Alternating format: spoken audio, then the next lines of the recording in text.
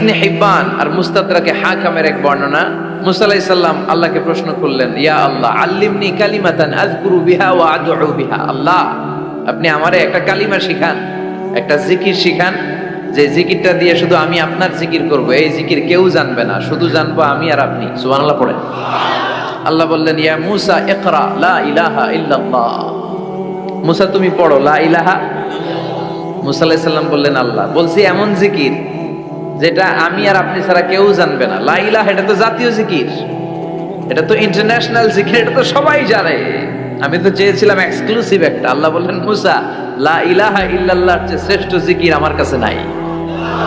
আমি আল্লাহর দেয়া সর্বশ্রেষ্ঠ জিকির হচ্ছে লা ইলাহা লাউ তাদাউ লা ইলাহা ইল্লাল্লাহ ফি কাফফা ওয়াস সামাওয়াতু ওয়াল আরদু ফি কাফফা। ও মুসা, সাত আকাশ সাত জমিন যদি দাঁড়িপাল্লার এক পাল্লায় রেখে দাও আর লা ইলাহা আরেক পাল্লায় রেখে দাও, লা রাজাহাত কাফফাতু লা ইলাহা ইল্লাল্লাহ, মুহূর্তেই লা ইলাহার পাল্লাটা ভারী হয়ে যাবে। এটা একটা বিপ্লবী বাণী, এটা ভিক্ষা করার বাণী নয়। জুমার নামাজের পরে একটা টাকা দিয়া যান, আমি গরিব ইনসান, আছে না নাই? আখিরাতে সওয়াব পাইবেন পাহাড়ের সমান। আর জিকির ধরে লা ইলাহা ইল্লাল্লাহ।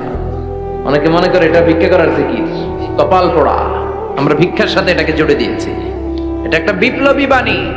এই বাণীর অর্থ, এটার ইম্পর্টেন্স, এটার সিগনিফিকেন্স আর তাৎপর্য যে বুঝে, সে আল্লাহ ছাড়া কারো সামনে মাথা নত করতে পারে না। চিল্লা এখন ঠিক কিনা? তাফসীর ফি জিলালিল কুরআনের রচয়িতা সৈয়দ কুতুব শাহিদ, নাম শুনছেন? গোটা বিশ্বব্যাপী তার নাম আর ডাক। তিনি ফি জিলালিল কুরআন লেখে গোটা বিশ্বের যুবকদের অন্তর কাঁপিয়ে দিয়েছিলেন। এই সমাজে তিনি জাহালাত দেখে এই জাহালাতের বিরুদ্ধে কলম ধরেছেন আর যুগশ্রেষ্ঠ তাফসীর রচনা করেছেন, তাফসীর ফি জিলালিল কুরআন। এটার অনেক ভাষায় ট্রান্সলেশন হয়েছে, বাংলায়ও পাওয়া যায়। খুব সম্ভব আল কোরআন একাডেমি লন্ডন এটা ট্রান্সলেট করেছে। তো উনি এই কালিমার পক্ষে থাকার কারণে, ইসলামী আন্দোলনের কারণে তৎকালীন প্রেসিডেন্ট জামাল আব্দুল নাসের ওনাকে ফাঁসি দেওয়ার আদেশ দিয়েছে, ফাঁসির কাস্টে ঝুলিয়ে মৃত্যুদণ্ডের অর্ডার করেছে। তো জেল কোডের নিয়ম অনুযায়ী যাদেরকে ফাঁসি দেওয়া হবে, হ্যাঙ্গিং করা হবে, হ্যাঙ্গিং করার ঘন্টাখানিক আগে ওই কারা কর্তৃপক্ষ থেকে নিয়োগ দেয়া জেলখানার ইমাম সাহেব এসে তাদেরকে লা ইলাহা পড়ায়। কি পড়ায়? লা ইলাহা ইল্লাল্লাহ পড়ায়। তো সৈয়দ কুতুব শাহিদ উনিও যখন ওনাকে ফাঁসির কাস্টে ঝুলানো হবে, ওই মুহূর্তে জেল কোডের নিয়ম অনুযায়ী ইমাম সাহেব এসে সৈয়দ কুতুব সাহিবকে বলতে আরম্ভ করলো যে, আমি আপনাকে কালিমা পড়াতে এসেছি, আপনি পড়েন লা ইলাহা ইল্লাল্লাহ। সৈয়দ কুতুব শাহিদ বললেন, আমারে কালিমা শিখাতে এসো না, আমি কালিমা খুব ভালো জানি। যেই কালিমা পড়ার, যেই কালিমা তুমি ফাঁসির আসামিদেরকে পড়ানোর কারণে মান্থলি বেতন পাও, ওই কালিমার ব্যাখ্যা করার কারণে আমাকে ফাঁসির কাস্টে ঝোলা লাগছে। তুমি কালিমা পড়াও, তুমি বেতন নাও, আর আমি কালিমার ব্যাখ্যা করার কারণে আমার ফাঁসি হয়। তার মানে তোর কালিমা আর আমার কালিমা এক কালিমা না। কালিমার মধ্যে পার্থক্য আছে না নাই? ইমানের মধ্যে পার্থক্য আছে না নাই? যে ইমানে প্রয়োজনে জ্বলে ওঠে না,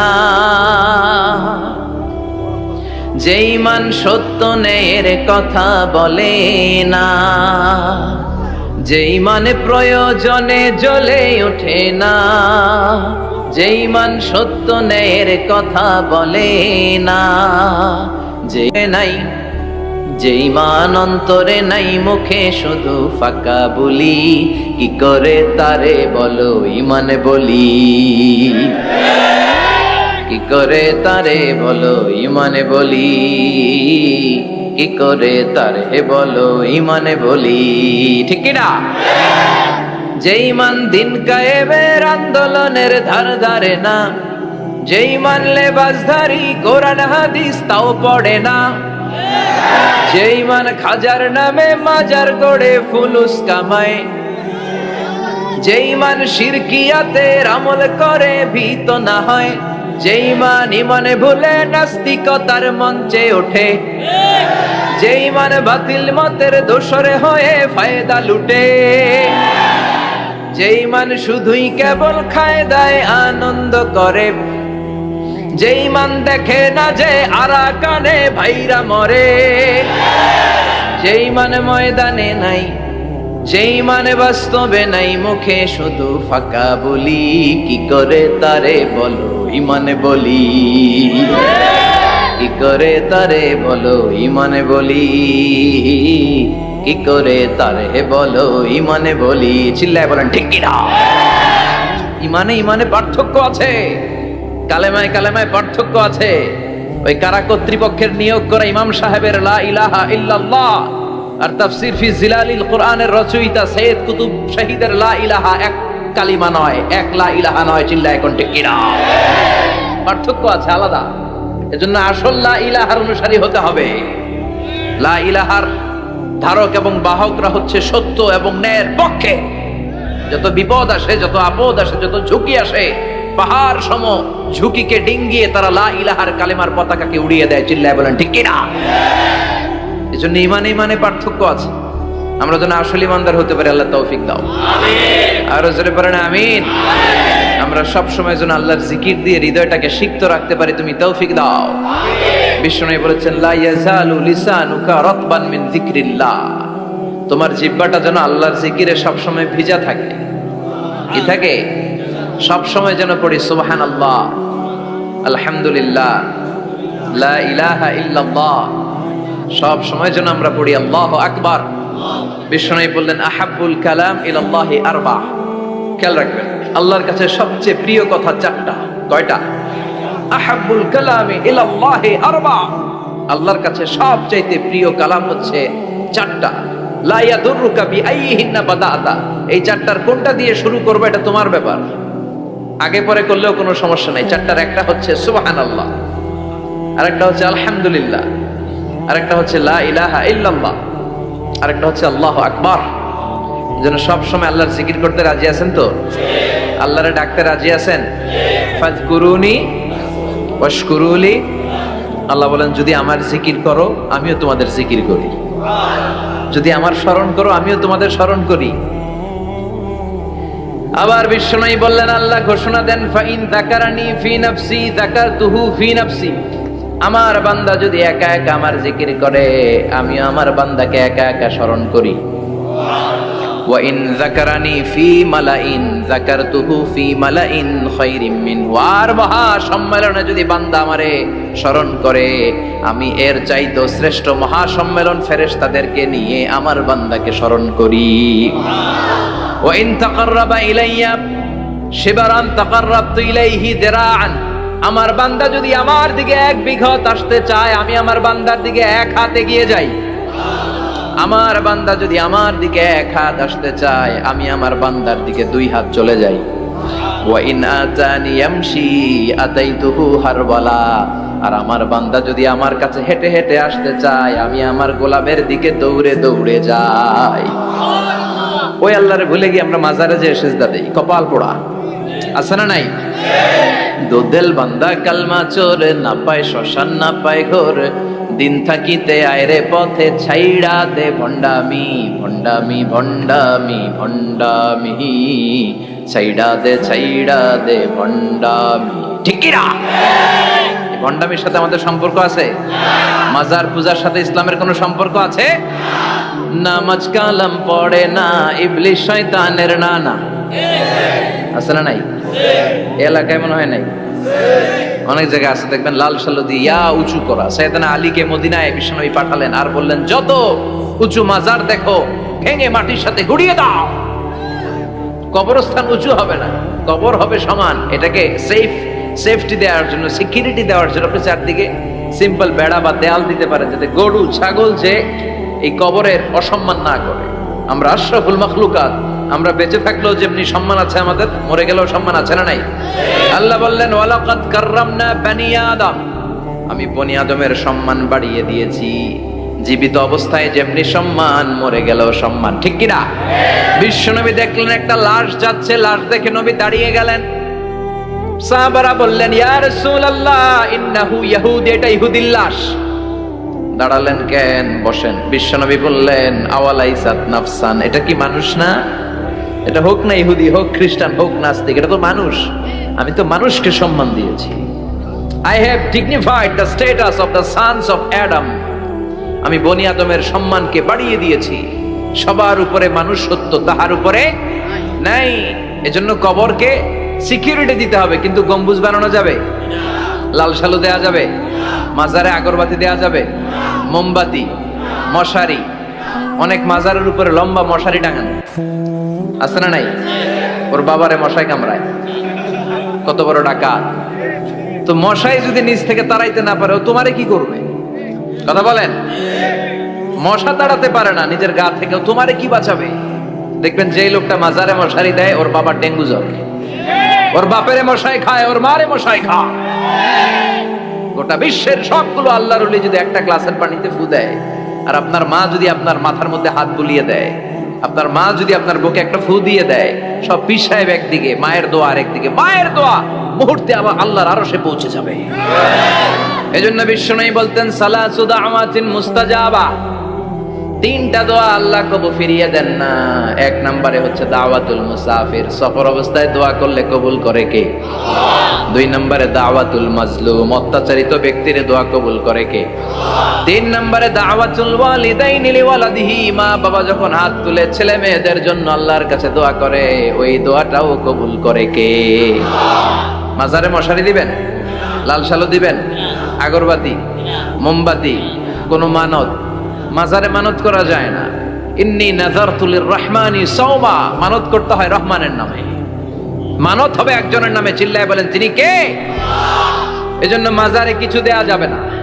এই ভণ্ডামি গোটা বাংলাদেশ ব্যাপী, আমরা বলে যাচ্ছি যতটুকু শুধরানোর শুধরাবে। হেদায়েত দেওয়ার মালিক একজন, চিল্লায় বলেন তিনি কে?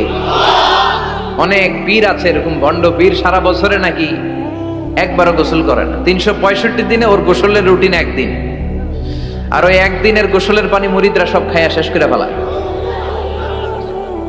নাউজুবিল্লাহ কইবেন না? নামাজ কালাম পড়ে না, ইবলিশ শয়তানের নানা, ধর্মের একখান খুঁটি ধইরা কয়দিন করবা হয়রানি। ভণ্ডামি ভণ্ডামি ভণ্ডামি, ছাইড়া দে ভণ্ডামি। দোদেল বান্দা কালমা চোর, না পায় শ্মশান না পায় ঘোর, দিন থাকিতে আয়রে পথে ছাইড়া দে ভণ্ডামি। ভণ্ডামি ভণ্ডামি ভণ্ডামি, ছাইড়া দে ভণ্ডামি। চিল্লায় বলেন ঠিক কিনা? এগুলোর সাথে আমাদের কোনো সম্পর্ক নাই। ইসলাম হচ্ছে সহজ, আদ-দীনু ইউসরুন লা উসরা ফি, আদ-দীনু ইউসর, দিন সহজ। এত জনের কাছে যাওয়া লাগবে না, আপনি ওই জেলায় যে ওই মাজারে মানত করা লাগবে না, আপনার সিলেটে যাওয়া লাগবে না, আপনার খানজানালির কাছে যাওয়া লাগবে না, আপনার কোথাও যাওয়া লাগবে না। আপনি বাড়ির পাশের মসজিদে পড়ে সেজদা দেন, মুহূর্তে দোয়া কবুল করে নিবে কে? রব্বুল আলামিন বলে, গোলাম আমারে ডাকস না কেন? তোর ডাকে সাড়া দেওয়ার জন্য আমি 24 আওয়ার্স রেডি। দুনিয়ার বুকে কোনো বিষয় নিয়ে যদি আমরা বারবার যাই, দুনিয়াতে লোকজন রেগে যায়, ঠিক কিনা? আমি ওনার কাছে গেলাম, ভাই আজকে একটা বিপদে পড়ছি, 500 টাকা দেন, দিয়ে দিল। এরপরের দিন আবার গেলাম, দিল। পরশু দিল, তরশু গেলে চেঁচা দিয়ে দিবে, একটা মাইট দিয়ে দিবে, ঠিক কিনা? কি পাইছো তুমি? প্রতিদিন 500 টাকা। বারবার কোন একটা ইস্যু নিয়ে কারো কাছে যাওয়া যায় না, এটা লজ্জার বিষয়, ঠিক কিনা? কিন্তু আল্লাহর বিষয়টা উল্টো। সুনানে তিরমিজির বর্ণনা, ইন্নাহু মান লাম ইয়াসআলিল্লাহ ইয়াগদাব আলাইহি, কোন বান্দা যদি কোনো বিষয় নিয়ে, কোনো ব্যাপার নিয়ে আল্লাহর কাছে বারবার না যায়, আল্লাহ তার উপর রেগে যায়। এজন্য আল্লাহর কাছে বারবার যাওয়ার দরকার আছে না নাই? আপনার মনের জ্বালা যন্ত্রণা পূরণ করে দিতে পারে কে? এটার নাম তাওহীদ। এক আল্লাহ কেন্দ্রিক হওয়া, আল্লাহ সেন্টার্ড। আমাদের সবকিছু হবে আল্লাহ কেন্দ্রিক। বিপদে আপদে যে কোনো পরিস্থিতিতে সবার আগে কার কাছে যাব? এটার নাম তাওহীদ, এটার নাম তাওহীদেরই মুর্শিদ আমার মুহাম্মাদের নাম বলো, মুহাম্মাদের নাম। আল্লাহর নাম জপলে বুঝতে পারি আল্লাহরই কালাম বলো, মুহাম্মাদের নাম। ওই নামেরই রশি ধরে যায় আল্লাহর পথে, ওই নামেরই ভেলায় চড়ে ভাসি নূরের স্রোতে, ওই নামের বাতি জেলে দেখি আরশের মুকাম বলো, মুহাম্মাদের নাম। সবাই পড়েন, তাওহীদেরই মুর্শিদ আমার মোহাম্মদের নাম বলো, মোহাম্মদের নাম। আল্লাহর নাম জপলে বুঝতে পারি আল্লাহরই কালাম, বলো মোহাম্মদের নাম। চিল্লায় পড়েন আমিন। সব সময় বিপদে আপদে কার কাছে যাবেন? আপনার বিপদ দূর করতে পারে কে? আপনারে অসুস্থ থেকে সুস্থ বানিয়ে দিতে পারে কে? মনের জ্বালা যন্ত্রণা মিটাতে পারে কে? আল্লাহ ছাড়া কেউ পারবে? কোন মুফাসসিরে কোরআন আপনারে বাঁচাতে পারবে? কোন আল্লাহর ওলি বাঁচাতে পারবে? এমনকি আল্লাহর কোন পয়গাম্বর কোন নবী আপনার কিচ্ছু করতে পারে? করতে পারে একজন, তিনি কে? কিনা আল্লাহ বলেছেন ওয়াকাযালিকা জাআলনাকুম উম্মাতান ওয়াসাতান লিতাকুনু শুহাদা আলান নাস। তোমাদেরকে হতে হবে উম্মাতান ওয়াসাতান, মধ্যমপন্থী উম্মাত, মাঝামাঝি থাকতে হবে। কিন্তু আমরা এদেশে মার্জিনালাইজ করে ফেলি, বুঝতে পেরেছেন? এক প্রান্তে চলে যায়। যারা চরমনায়ের মুরিদ অন্যদেরকে আর দেখা যাবে না, যারা শর্ষিনার মুরিদ এরাই সব, অন্যদিকে যাওয়া যাবে না। যারা জামাত ইসলাম অন্যদিকে আর যাওয়া যাবে না। যারা হেফাজতে ইসলাম অন্য কারোর মধ্যে আর হক নাই। যারা আহলে হাদিস এরা তো সব নিয়েই গেছে, সব হক সুন্নাহ এদের কাছে, কারো মুখের কোনো কথা এদের কাছে কোনো দাম নাই। আপনি যত হকের কথা বলেন এদের দলেই নাকি ঢুকতে হবে। তো আমার এই দেশে সুন্নি ভাইরা গালি দেয় আহলে হাদিস বলে, আবার আহলে হাদিসরা আমার গালি দেয় সুন্নি বলে। বুঝতে পেরেছেন? মাঝামাঝি থাকাটা এই বাংলাদেশে খুব কঠিন, কিন্তু আপনাকে মাঝামাঝি থাকতে হবে। আপনাকে ওয়াসাতিয়ার পদ্ধতিতে আসতে হবে, উম্মাতান ওয়াসাতা, মাঝামাঝি। মাঝামাঝি, ডানেও না বায়েও না, সিরাতুল মুস্তাকিমে ডান বাম নাই, এটা সোজা। এই রাস্তা একবার যদি উঠে যান এই রাস্তা শেষ হয়ে যাবে জান্নাতুল ফেরদাউসের ভিতরে। চিল্লায় বলেন ঠিক কিনা? এজন্য আমরা যেন মিডল পাথ ধরি, আমরা যেন কট্টর না হই, আমরা যেন মাঝামাঝি হই। আপনি তাবলিগ করতে পারেন, করেন, খুব ভালো। তাবলিগের ভাইদের একটা ভালো গুণ হচ্ছে নিজের খেয়ে নিজের পরে ইসলামের দাওয়াত দেয়, ঠিক কিনা? নিজের টাকা ভেঙে দাওয়াত দিচ্ছে, তো তাদের কারণে অনেকে কালিমা শিখছে, অনেকে নামাজ শিখছে, তাদেরও কন্ট্রিবিউশন আছে না নাই? তো যারা তাবলিগ করেন আপনি মনে করবেন না যে সব হক সব সত্য, শুধু আপনি হকের ডিলার এটা মনে করবেন না। সব সত্য হক এটা আপনার বাবার দাদার সম্পত্তি এটা মনে করবেন না। সব দলের মধ্যে হক থাকতে পারে, বরং সব দলের ভালো ভালো জিনিসগুলো নিয়ে নিজেকে সাজানো দরকার। কথা বলেন? জামাত ইসলামের মতো, হেফাজতে ইসলামের মতো আন্দোলনের স্পিরিট থাকতে হবে। চিল্লা এখন ঠিক কিনা? আমার সুন্নি ভাইদের মতো নবীর প্রেম অন্তরে থাকতে হবে। চিল্লা এখন ঠিক কিনা? তাবলিগের ভাইদের মতো হৃদয়ে ইখলাস থাকতে হবে। এই সবগুলোর সমন্বয় হচ্ছে ইসলাম, সবগুলোর সমন্বয় ইসলাম। এজন্য কখনো মনে করবেন না যে আমি একদল করি তার মানে অন্য সব দল মনে হয় বাতিল, ওগুলো মনে হয় মুসলমান না, ওগুলো আমার চোখেই ধরে না। এটা ঠিক না, এটা ইহুদিদের স্বভাব। ইহুদিরা শুধুমাত্র হকের ডিলার মনে করতো নিজেদেরকে, ইহুদি ছাড়া বাকি কাউরে ওরা চোখে দেখতে পারতো না। এজন্য আমরা কি কট্টরপন্থী হব না মধ্যমপন্থী? চিল্লায় বলেন কট্টরপন্থী না মধ্যমপন্থী? আল্লাহ আমারে যতদিন বাঁচিয়ে রাখ আমি মধ্যম পন্থার কথা বলেই যাব, up to my death. It's my mission, it's my vision. এটাই আমার লক্ষ্য, যে মধ্যম পন্থার ইসলামকে প্রমোট করা, যেটা বিশ্বনবীর ইসলাম, যেটা মদিনার ইসলাম, যেটার মধ্যে বাড়াবাড়ি নাই, ছাড়াছাড়ি নাই, ঠিক কিনা? আল্লাহ তুমি আমাদেরকে বোঝার তৌফিক দান করো। সূরার নাম হচ্ছে সূরাতুত তাকাসুর। চিল্লায় বলেন কি নাম? এই সূরার সেন্ট্রাল সাবজেক্ট ম্যাটার হচ্ছে we have to go back to our Lord. আমাদেরকে ফিরে যেতে হবে আমাদের রবের কাছে। আমরা কেউ আজীবন থাকতে আসি নাই। থাকতে পারবো আজীবন? দাদা চলে গেল, বাবা চলে গেল, মা চলে গেল, মামা চলে গেল, খালু চলে গেল, এরপর আমাদের টনক নড়ে না, তাই না? পাগল পাড়া হয়ে আছে এই পৃথিবীর জন্য। মরতে যে হবে এটা ভাববার সময়টুকু আমাদের নেই। আমরা ব্যস্ত আমাদের ক্যারিয়ার নিয়ে, আমাদের লাইফ নিয়ে, আমাদের সমাজ নিয়ে, আমাদের ফ্যামিলি নিয়ে, আমাদের সন্তান আর সম্পদ নিয়ে আমরা super busy. We are leading a very super busy life. We don't have even a single time to think about death. মৃত্যু নিয়ে ভাবার একটা মুহূর্ত আমাদের নাই। কিন্তু পৃথিবীর সবচেয়ে সুনিশ্চিত বিষয় হচ্ছে মৃত্যু, ঠিক কিনা? The most certain thing in our life is death. আমাদের জীবনের সবচাইতে সুনিশ্চিত বিষয় হচ্ছে মরণ। মরবই আমরা। And the most uncertain thing in our life is the time of death. আর আমাদের জীবনের সবচেয়ে অনিশ্চিত বিষয় হচ্ছে মৃত্যুর সময়। আমরা জানি না। মরবো যে এটা জানি, জানেন না? কিন্তু কখন মরবো এটা জানি? এই সূরাটা আপনারে এই জিনিসটা জানান দিতে এসেছে যে দুনিয়ার সম্পদ, লোভ, লালসা এগুলো নিয়ে পড়ে থেকো না। এই যে আমাদের ফ্যামিলি, আমাদের বাচ্চা কাচ্চা, আমাদের এত টাকা পয়সার হিসেব, মাস শেষে বাড়ি ভাড়া, গ্যাসের বিল, এইটা সেটা, আপনি কি মনে করছেন যে আপনি চলে গেলে এগুলো থেমে থাকবে? কিছুই থেমে থাকবে না, সব চলবে আগের মতো, থাকবেন না আপনি। এজন্য শাহাদাত ফয়সাল ওনার ফেসবুকে সর্বশেষে লিখে গিয়েছিল, আমি হীন দুনিয়া, মানে এমন দুনিয়া যেটাতে আমি নাই, সব চলে, সকাল গড়িয়ে বিকেল হয়, শীত শেষে গ্রীষ্ম আসে, দিন শেষে রাত নামে, সব চলে, নাই শুধু আমি। চিল্লায় বলেন ঠিক কিনা? তো এজন্য এগুলি একটু ভাবেন। অনেক ব্যস্ত আমরা, এই দুনিয়ার পুরো জীবনটা এটা হচ্ছে লালসাময় একটা জীবন, লোভ, মরিচিকা, মায়াজাল। এই মায়াজালে আমরা আটকে আছি, ফলে মৃত্যুর কথা আমরা ভুলে গিয়েছি, পাগলের মতো ছুটছি। আরো টাকা লাগবে, আরো খ্যাতি লাগবে, আরো যশ লাগবে, আরো দাপট লাগবে আমার। এত টাকা দিয়ে কি হবে? এত সম্পদ দিয়ে কি হবে? এত ব্যস্ততা দিয়ে কি হবে তোমার? স্টপ, থামুন, অনেক হয়েছে, আল্লাহ থামুন। Take a rest, take a breath and think about death. Think that you have to go back to your Lord. একটু বসেন না, একটু ভাবেন যে আমাকে চলে যেতে হবে, চলে যেতে হবে। এই কোলাহল, এই ব্যস্ততা, এগুলো থাকবে, থাকবো না আমি।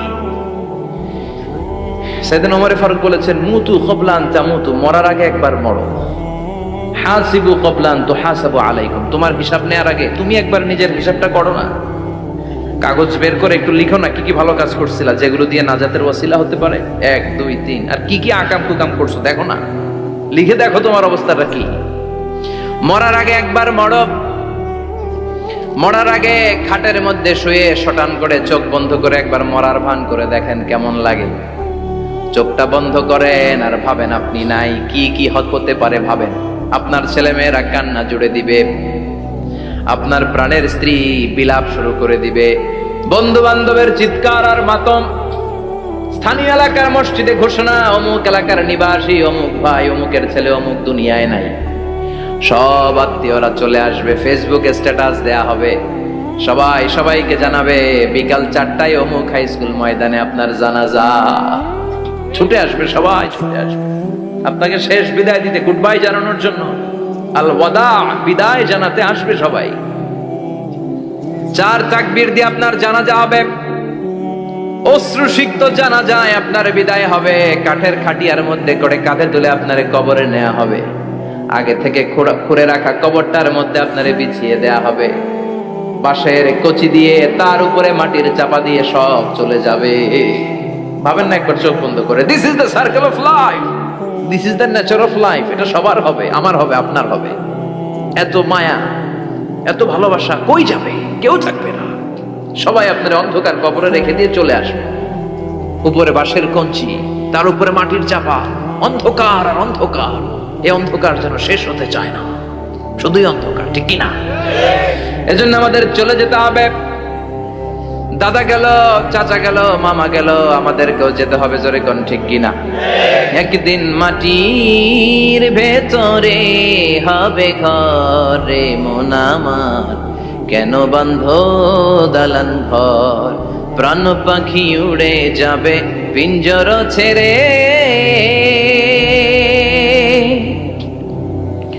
ধরা ধামে সবই রবে তুমি যাবে চলে, বন্ধু বান্ধব যত, মাতা পিতা দ্বারা সুত, সবই হবে তোমার পরে, মন আমার কেন বান্ধ দালান ঘর, একদিন মাটির ভেতরে হবে ঘরে মন আমার, কেন বান্ধ দালান ঘর, ঠিক কিনা? সব করে থাকবে, চলে যেতে হবে আমাদেরকে। এজন্য আখিরাতের কথা যেন আমাদের স্মরণ হয়। বিশ্বনবী বলতেন, নাহাইতুকুম আন জিয়ারাতিল কুবুর, আমি তোমাদেরকে কবর জিয়ারত করতে আগে নিষেধ করতাম, কিন্তু এখন নিষেধাজ্ঞা প্রত্যাহার করে নিলাম। এখন সব সময় তোমরা কবরের সামনে যাবা আর জিয়ারত করবা। কবরস্থানে জানতো বড়ুয়া কৃষ্ণপুরের এই গ্রামের কবরস্থান আছে? কোন দিকে? পূর্ব দিকে আছে, গোখরার জলের ওদিকে। যান আপনারা, একটু যাবেন, একটু গেলে আখিরাতের কথাটা স্মরণ হবে। ওখানে ছোট শিশুরা শুয়ে আছে, কিশোর যুবকরা আছে, আপনার মতো তাগড়া যুবক মুরব্বীরা আছে। এরা এই এলাকায় থাকতো, এরা আকাশ থেকে নেমে আসে না, এই এলাকার সন্তান আজ নাই। একটা সার্টেন পিরিয়ড শেষে আপনিও থাকবেন না। This is the nature of life, this is the circle of life. ছোট্ট শিশু হয়ে এসেছিলেন, শৈশব, কৈশোর, যৌবন, প্রৌঢ়ত্ব। আগে ছিলেন সিঙ্গেল, বিয়ে করে হয়ে গেলেন ডবল। এরপরে আল্লাহ আপনাকে একটা মেয়ে দিল, এরপরে মেয়েকে বিয়ে দিয়ে শ্বশুর হলেন, এরপরে ওই মেয়ের ঘরে সন্তান হতে নানা হলেন। আর কতদিন? অনেক দিন হলো তো, অনেক লম্বা সময় পেয়েছেন আপনি। Think about that. এবার যাওয়ার কথা ভাবেন, আখিরাতের সামানের কথা ভাবেন, ফিরে যেতে হবে। কি শক্তিশালী যুবক, বার্ধক্য চলে আসলে লাঠি ছাড়া চলতে পারে না। কুচকুচে কালো দাড়ি সাদা হয়ে যায়, দাড়ির শুভ্রতা, বয়সের ভার, রং ধরা যৌবন জং ধরে শেষ। ঠিক কিনা? This is the circle of life. যুবক ভাইরা, এটাই জীবন, চলে যেতে হবে, কেউ থাকতে পারবে না। ঠিক কিনা? এটা রিমাইন্ডার আল্লাহ এই সূরার ভেতরে দিয়েছেন যে তোমাদেরকে ফিরে যেতে হবে। এই লোভ লালসা ছেড়ে দাও। রব্বুল আলামিন বলেন, আল্হাকুমুত তাকাসুর হাত্তা যুরতুমুল মাকাবির। ও গোলাম, দুনিয়ার সম্পদ, লোভ লালসা তোদেরকে পাগল বানিয়ে দিয়েছে। এই লোভ পাগলামি কোনোদিন তোদের থামবে না যতদিন না তোরা কবরে ঢুকবি। ঠিক কিনা? কার কথা? আল্লাহ বললেন, দুনিয়ার সম্পদ আর লোভ আর মোহে তোমরা গাফেল হয়ে গিয়েছো। আখিরাতের কথা বেমালুম তোমরা ভুলে গিয়েছো। কিন্তু আখিরাতে তোমাদের যেতেই হবে, কবরের বাড়িতে তোমাদের ঢুকতেই হবে। ঠিক কিনা? যেতেই হবে। আমরা ভুলে যাই। আলহাকুমুত তাকাসুর, অতিরিক্ত পাওয়ার লোভ, বেশি বেশি খাওয়ার লোভ, বেশি বেশি জমানোর লোভ মানুষকে গাফেল বানিয়ে দিয়েছে। এটা মানুষের স্বভাব। আরো চাই, আরো চাই, এই স্বভাবটা আছে না নাই? দেখবেন ছোট বাচ্চারা মসজিদে দোয়া অনুষ্ঠান শেষে জিলাপি দেয় না? বড়ুয়া কৃষ্ণপুর কি দেয়? আগে বাতাসা দিত না, এখন কি দেয়? জিলাপি দেয়, মিষ্টি দেয়। তো মসজিদের 2-3 গেট থেকে যদি দেয়, ছোট বাচ্চারা দেখবেন এদিক দিয়ে কয়েকটা নিয়ে আবার ওই গেটে লাইন ধরে। ওর হাত হলো ছোট হাত, ওর হাত ভর্তি জিলাপি, আর নেওয়ার জায়গা না, এরপর আরেক জায়গায় লাইন ধরছে। আরো লাগবে, আরো লাগবে, এই আরো আরো আরো চাই। এই স্বভাবটাই মানুষকে কুড়ে কুড়ে শেষ করে দিয়েছে। এত লাগবে কেন তোমার? চাহিদার কোনো শেষ নাই। Unlimited demand of human being. যার আছে বেশি তার চাই বেশি। যার সাইকেল আছে তার হুন্ডা চাই, হুন্ডা আছে তো প্রাইভেট কার চাই, প্রাইভেট কার আছে তো প্লেন চাই, প্লেন আছে তো হেলিকপ্টার চাই, হেলিকপ্টার আছে তো ওইটা চাই, ওইটা আছে তো সেটা চাই। ঠিক কিনা? এলাকার মেম্বার যে হয়েছে চেয়ারম্যান হতে চায়, আছে না নাই? চেয়ারম্যান সাহেব এমপি হতে চায়, আছে না নাই? এমপি সাহেব মন্ত্রী হতে চায়, আছে না নাই? মন্ত্রী সাহেব প্রধানমন্ত্রী হতে চায়, আছে না নাই? কিন্তু এই দেশে সুযোগ নাই। কথা কন। এই দেশে প্রধানমন্ত্রী সিলেক্টেড। 2-3 জনের বাইরে কেউ প্রধানমন্ত্রী হইতে পারবি না। ঠিক কিনা? আমার এই জীবনে তো আমি 2-3 জনই দেখলাম। বেগম খালেদা জিয়া, মাননীয় প্রধানমন্ত্রী শেখ হাসিনার ছোট্টবেলা দেখেছি এরশাদকে, আমরা তখন ছোট। তো মানুষের চাহিদার কোনো শেষ নাই। যার আছে বেশি তার চাই বেশি। এজন্য বিষ্ণু বলেছেন, উনজুরু ইলা মান হুয়া আসফালা মিন, তোমার চেয়ে যে খারাপ আছে ওর দিকে তাকাও। ওয়ালা তানজুর মান হুয়া আ'লা মিন, তোমার চেয়ে যে ভালো আছে ওর দিকে তাকায়ও না, তোমার চেয়ে যে খারাপ অবস্থানে আছে ওর দিকে তাকাও। অনেকে নিজের অবস্থান নিয়ে সুখী না, এরকম আছে না নাই? আল্লাহ আমার এটা দিল না রে, ওইটা দিল না রে, পাইলাম না রে, কিচ্ছু হয় না, কি করব জীবনে, হতাশ। আসলে আছে কিন্তু অনেক, কিন্তু শুকরিয়া নাই, টাকা। ঠিক কিনা? নিজের অবস্থান নিয়ে সুখী না, কিন্তু অনেক লোক আছে তারা আপনার অবস্থানে পৌঁছতে চায়। তাদের দিকে তাকিয়ে দেখেন, আপনি যে অবস্থানে আছেন এই অবস্থানে পৌঁছাটা অনেকের কাছে স্বপ্ন। তারা প্রতিনিয়ত সংগ্রাম আর স্ট্রাগল করে যাচ্ছে আপনার অবস্থানে পৌঁছতে, আর আপনি এটা নিয়ে সন্তুষ্ট না। শেখ সাদির নাম শুনেছেন?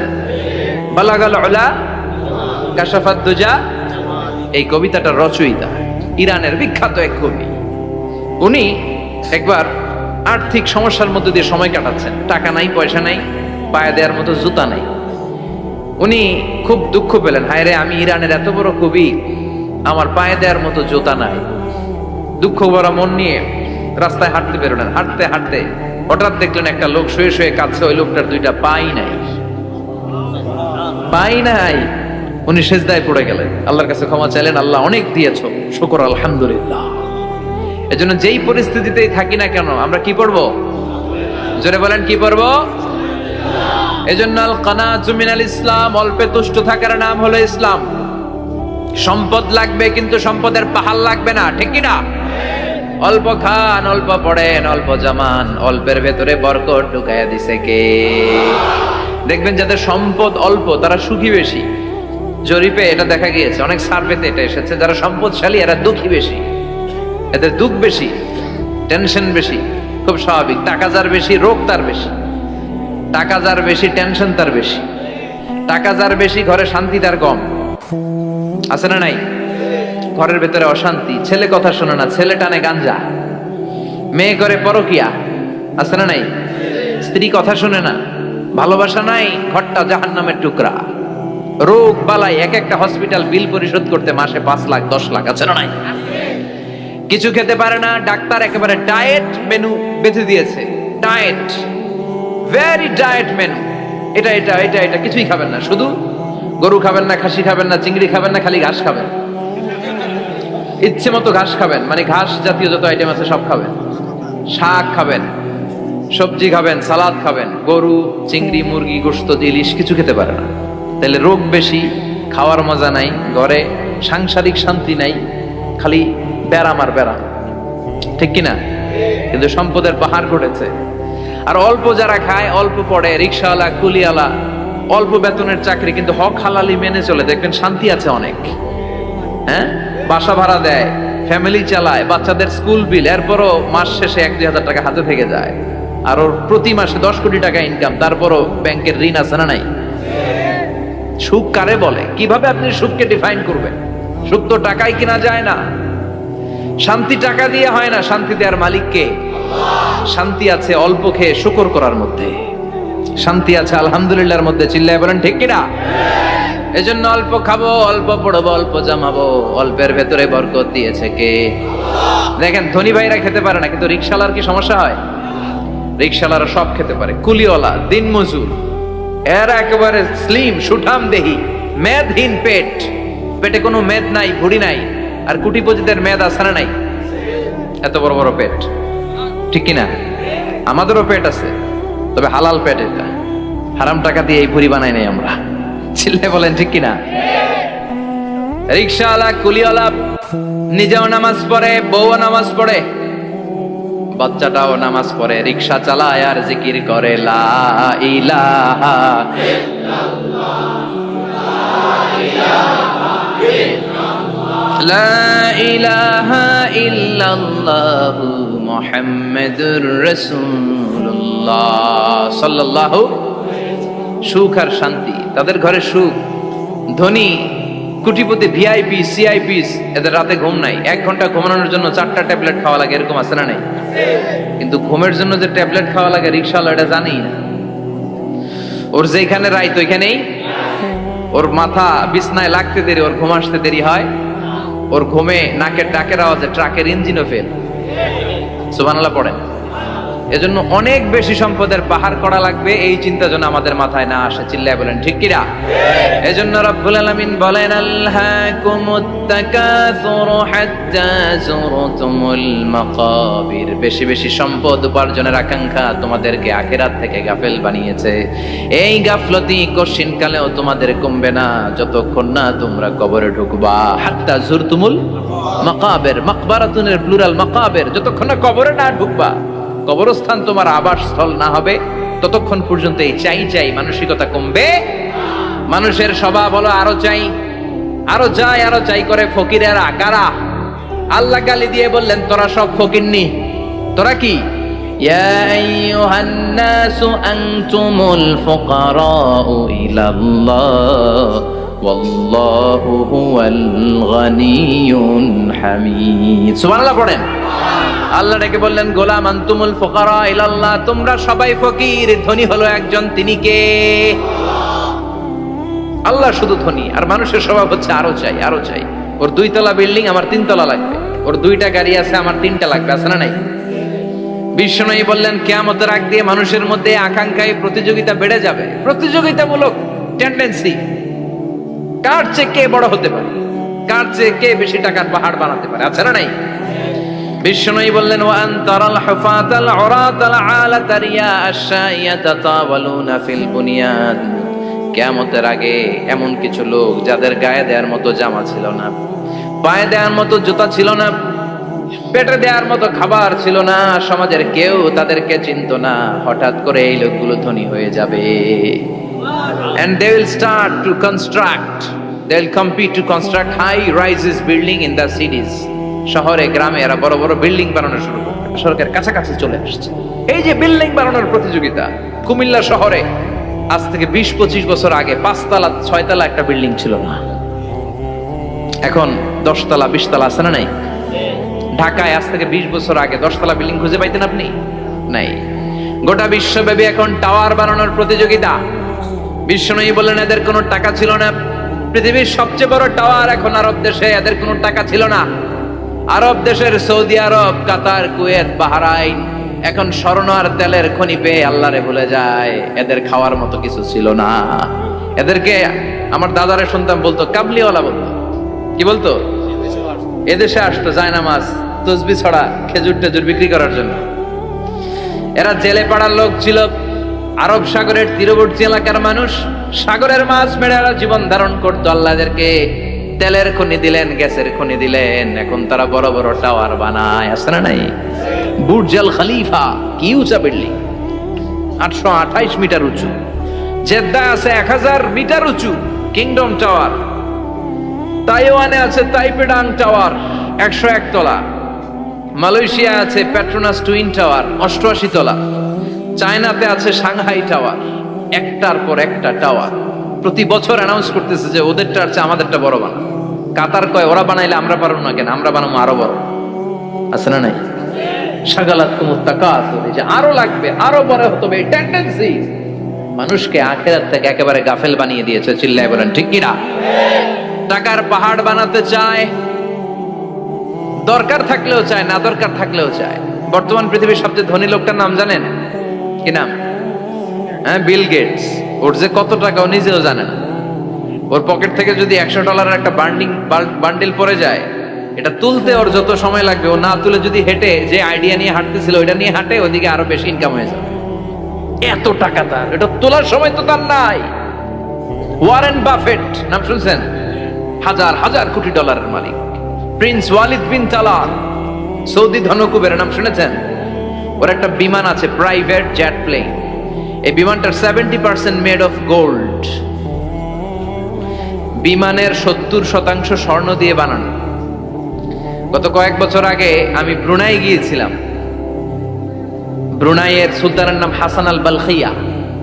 উনি একটা প্যালেস আরবিতে বলে কাসার, মানে হচ্ছে রাজপ্রাসাদ। পৃথিবীর সবচাইতে বড় রাজপ্রাসাদ ব্রুনাইতে বান্দার সিরি বেগাওয়ানে অবস্থিত। আমি গিয়েছি ওখানে। প্রায় 1800 থেকে 2000 কক্ষ আছে ওই প্যালেসে, রাজপ্রাসাদে। ওই রাজপ্রাসাদের টয়লেটের কমোড গুলো মেড অফ গোল্ড, স্বর্ণ দিয়ে বানানো। নাউজুবিল্লাহ পড়বেন না? এই হাসান আল বালখিয়া নিজে বিমান চালায়। ওর সংগ্রহে 500টা রোলস রয়েস লাক্সারিয়াস কার আছে। 500 রোলস রয়েস। গুগল, ইউটিউব যারা করেন সার্চ দিয়ে দেখবেন ওর কি পরিমাণে গাড়ি। রোলস রয়েস গাড়ি হচ্ছে one of the luxurious car in the world. Car ব্র্যান্ডের মধ্যে যত দামি কার ব্র্যান্ড আছে, এর মধ্যে রোলস রয়েস একটা, যেগুলোর দাম কমসে কম এদেশের টাকায় 8 কোটি থেকে 10 কোটি টাকা। আচ্ছা বলেন, এই গাড়িগুলো যারা হাই প্রোফাইলের ভিআইপিস, তারা ফ্যামিলির সবাইকেও যদি একটা করে গাড়ি দেয়, একজনের কয়টা গাড়ি দরকার? 5টা, 10টা, 20টা? বললাম যে 20টা গাড়ি লাগবে ওনার। 500 গাড়ি দিয়ে উনি কি করবে? তার সংগ্রহে 500টা রোলস রয়েস।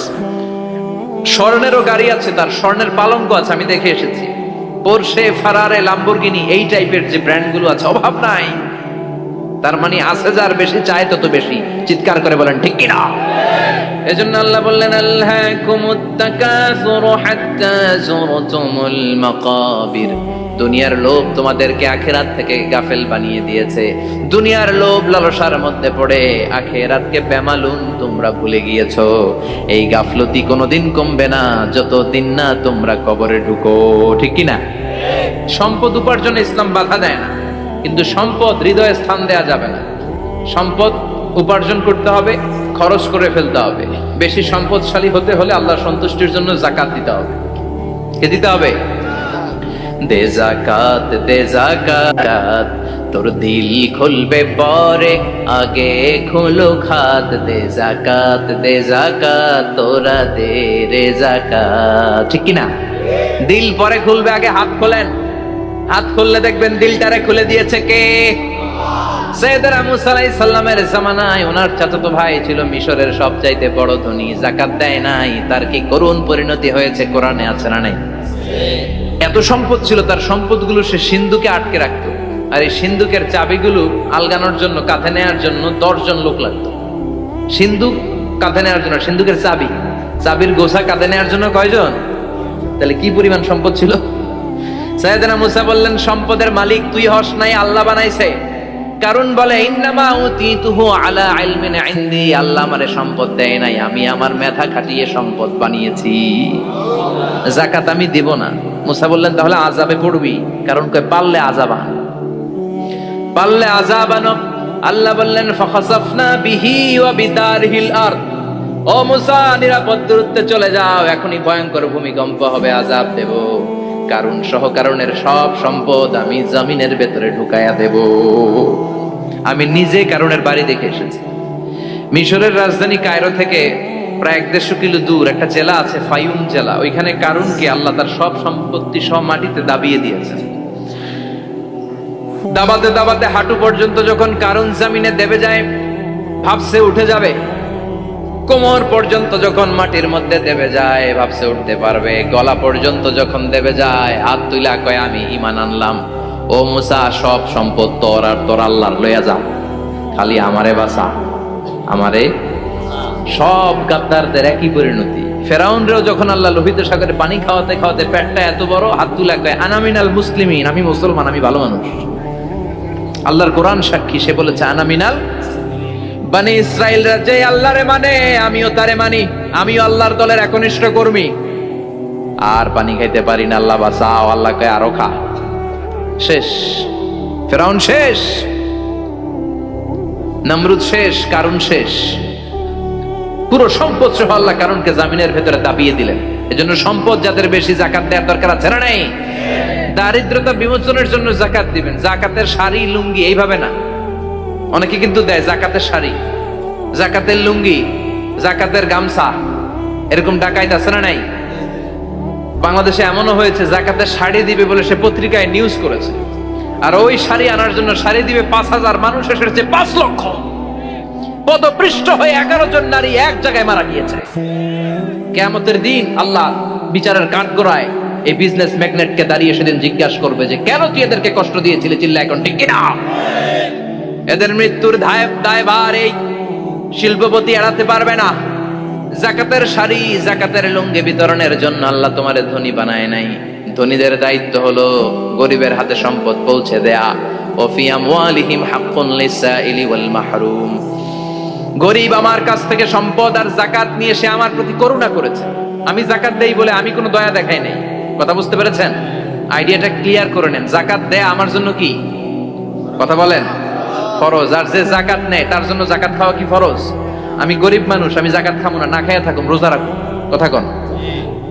আমার যে যাকাত নেওয়া লাগবে এমন কোনো কথা নেই, কিন্তু আমি যে ধনী, আমার দিতেই হবে, এটা ফরজ। তার মানে আমি দিয়ে আমি দয়া করি নাই, ও নিয়ে আমারে বাঁচাইয়া দয়া করে গেছে। চিৎকার করে বলো ঠিক কিনা? ইসলাম বলে রাস্তার এক পাশে 5 তলা আর এক পাশে গাছতলা, এটার নাম ইসলাম না। খেটে খাওয়া মানুষ, সুবিধা বঞ্চিত মানুষদের তারে যে তুমি যাকাতের টাকা পৌঁছে দাও। যাকাতকে ফরজ করা হয়েছে দারিদ্রতা বিমোচনের জন্য। আপনি শাড়ি লুঙ্গি দিলে কি হবে? ওরে শাড়ি দিচ্ছেন দুপুরে, রাত্রেবেলা ও আরেক জায়গায় লাইন ধরে আছে, বিরিয়ানির প্যাকেট দিতেছে ওইখানে। কথা কন। সারাটা বছর ও যাকাতের টাকা নেবে, ওর কিচ্ছু হবে না। বরং এমন কিছু তাকে করে দিতে হবে যেটা দিয়ে সে ফ্যামিলি লিড করতে পারে। একটা সিএনজি কিনে দেন, ওই ফ্যামিলিতে কোনো যুবক থাকলে সিএনজি চালায়া, অটো চালায়া ফ্যামিলিটারে চালাবে। একটা টঙের দোকান করে দেন, চায়ের দোকান, চা বিক্রি করে ফ্যামিলিটারে চালাবে। অস্ট্রেলিয়ান একটা গাই কিনে দেন, গরুর দুধ বিক্রি করে তার ফ্যামিলি চলবে। কিংবা মাছের একটা খামার করে দেন, মুরগির খামার করে দেন, ঠিক কিনা? ওমরে ফারুক বলতেন, এমন ভাবে যাকাত দাও যাতে করে যাকে জাকাত দিয়েছে জীবনে কোনোদিন সেজন্য আর কারো কাছে যে হাত পেতে জাকাতের জন্য দাঁড়িয়ে না থাকে। এই বিধানটা কার? এজন্য আল্লাহ বললেন আল্লাহকুমুত তাকাসুরু হাত্তা যুরতুমুল মাকাবির। দুনিয়ার লোভ লালসা তোমাদের কমবে না যতদিন না তোমরা কবরে ঢুকো। কার কথা? চিল্লায় বলেন কার? এজন্য দুনিয়ার প্রতি যে আমাদের লোভ, এটা কি বাড়াইতে হবে না কমাইতে হবে? এই দুনিয়ার জীবন এটা ক্ষণিকের। আমাল হায়াতুদ দুনিয়া ইল্লা মাতাউল গুরুর। এটা ভোগের সামগ্রী, আজ আছে কাল না, এটা হাতের ময়লা। দুনিয়ার এই জীবনের দৃষ্টান্ত হচ্ছে 4টা স্বর্ণের টুকরা আর 3টা লাশের মতো। স্বর্ণের টুকরা 4টা, চিৎকার করে বলেন তো কয়টা? লাশ 3টা, জোরে বলেন কয়টা? অনেক অনেক আগের যুগের 3জন যুবক জীবিকার তাগিদে তারা বের হয়েছে কর্মসংস্থান করে খাবে। পথিমধ্যে তারা গুপ্তধন পেয়েছে, স্বর্ণের বার পেয়েছে, তো বড় বড় 4টা পেয়ে তারা মহা খুশি। আমাদের আর কাজ করা লাগবে না, এগুলো বেচে আজীবন খাবো, সুখে থাকবো। তো 3জন মিলে বললো 4টা স্বর্ণের টুকরা 3জনের মধ্যে ভাগ করে দেওয়ার আগে একজন এক কাজ কর, বাজার থেকে কিছু রুটি নিয়ে আয়, খুব ক্ষুধা লেগেছে, খেয়ে নেই। একজনরে রুটি আনতে পাঠিয়ে 2জন মিলে ভাবে ওইটারে যদি মেরে ফেলতে পারি তাহলে তো তোর আর আমার মধ্যে কোনো ঝামেলা নাই। স্বর্ণের টুকরা কয়টা? তুই নিবি 2টা, আমি নেব 2টা। আর যেটারে রুটি আনতে পাঠাইছে ওইটা মনে মনে ভাবতেছে রুটির মধ্যে বিষ মিশাই নিয়ে যাব। কি মিশাবো? বিষ খাইয়া ওইটা শেষ, সবগুলো আমার। তো বিষ মিশায় নিয়ে আসছে, আর আগের পরিকল্পনা অনুযায়ী এই 2জন মিলে তাকে নৃশংসভাবে হত্যা করেছে। হত্যার পরে কয় প্রচন্ড ক্ষুধা লাগছিল, আগে খায়া লই। 2জন মিলে বাজার থেকে আনা বিষ মাখানো রুটি খেয়ে ওই 2টাও শেষ। স্বর্ণের জায়গায় স্বর্ণ পড়ে আছে, স্বর্ণগুলো নেয়ার মতো মানুষ আর নাই, ঠিক কিনা? এজন্য মানুষের এই চাহিদা কমবে না। বিষ্ণু বলেন লাউ আন্না লিকুল্লি ইবনে আদম ওয়াদিয়ান মিন যাহাব আহাব্বা আই ইয়াকুনা ইলাইহি ওয়াদিয়া। আল্লাহ প্রত্যেককে, আমাদের প্রত্যেককে যদি একটা করে স্বর্ণের পাহাড়ের মালিক বানিয়ে দেয়। কয়টা করে পাহাড় দেখছেন কোনোদিন? কই দেখছেন? চিটাং গেছিলেন? এই চট্টগ্রামে গেলে দেখা যায় কি পাহাড়। এই একটা পাহাড় স্বর্ণের, এক একটা স্বর্ণের পাহাড়ের মালিক যদি আমাদের এক একজনকে বানায় দেওয়া হয়, এরপর আমরা চাবো আরেকটা স্বর্ণের পাহাড়ের মালিক কেমন করে হওয়া যায়। আচ্ছা বলেন তো, একটা স্বর্ণের পাহাড় আমার 14 পুরুষ বিক্রি করে খাইলেও শেষ করতে পারবো এটা? তো আরেকটা কেন লাগবে আমার? ওয়ালাই আমলা আফাহু ইল্লা তুরাব। বিষ্ণু বলেন কবরের মাটি যতক্ষণ না তোর মুখে না ঢুকবে তোর এই চাওয়া চাওয়া খাই খাই সব বন্ধ হবে না। এজন্য আল্লাহ বললেন আল্লাহকুমুত তাকাসুরু হাত্তা যুরতুমুল মাকাবির। দুনিয়া তোমাদেরকে গাফেল বানিয়ে দিয়েছে, গাফলতি কমবে না যতদিন না কবরে ঢুকো। কবরে ঢুকা লাগবে, কবরে ঢুকা লাগবে না? কবরে আমাদেরকে যেতেই হবে, যেখানেই থাকেন। কবরের প্রশ্ন আছে না নাই? অনেকে বলে হুজুর বিমান হামলায় মারা গিয়েছে, বিমান জ্বলে পুড়ে ছাই হয়ে গিয়েছে, তার কবর কোথায়? তার আত্মাটা যেখানে আছে ওই জায়গায় প্রশ্ন আছে না নাই? অনেকে বলে হুজুর সাগরের মধ্যে পড়ে মারা গিয়েছে, তিমি মাছ খেয়ে ফেলেছে, তার কোনো অস্তিত্ব নাই, কিন্তু তার রুহুটা আছে না নাই? প্রতিটা রুহু সংরক্ষণ করে কে? প্রত্যেকটা আত্মা আল্লাহর কাছে সংরক্ষিত থাকে। প্রতিটা রুহু, প্রতিটা মানুষ মালাকুল মাউতকে দেখতে পায়। আপনিও দেখবেন, আমিও দেখব। মুমিনদের কাছে এসে মালাকুল মাউত একজন যুবকের বেশে সাদা ধবধবে জুব্বা পরে সুগন্ধি মেখে মুমূর্ষু ব্যক্তির শিয়রে বসে বসে বলে ইয়া আইয়াতুহান নাফসুল মুতমাইন্না, হে প্রশান্ত আত্মা, উখরুজি ইলা মাগফিরাতুল্লাহি ওয়া রিদওয়ানি, আল্লাহর ক্ষমা আর দয়ার দিকে বের হয়ে আসো। বলা মাত্রই মুমিনের আত্মাটা স্মুথলি বের হয়ে আসে। কাফান মিন আকফানিল জান্নাহ, হানুত মিন হানুতিল জান্নাহ, জান্নাত থেকে আনা সুগন্ধি কাফনের মধ্যে পেঁচিয়ে তিনি রূহটাকে নিয়ে ইল্লিনে চলে যায়। সরাসরি দেখে মালাকুল মাউতকে। আর যারা ইসলাম বিরোধী, কোরআন বিরোধী, তাদের সামনে এসে মালাকুল মাউত ত্রাস সৃষ্টি করে। আগে ধমক। হাইওয়েতে মাঝে মাঝে ডাকাতি হয় না? বাসগুলোর মধ্যে যখন ডাকাতি হয়, বাসে থাকে 50 জন, ডাকাত ঢুকে 5 জন। এই 5 জনের ভয়ে সবগুলো পেশাব করে দেয়, কারণ ত্রাস সৃষ্টি করে। এসেই চাইনিজ কুড়াল দিয়ে আগে কুবায় দেয় 4-5 জনের। রক্ত দেখে কি দেওয়ার সব আগে রেডি করে রাখে। মালাকুল মাউত এসে কাফের নাস্তিক মুশরিকদের সামনে সেরকম একটা ত্রাস সৃষ্টি করে, ভয়ে লোকটা কাঁপতে থাকে।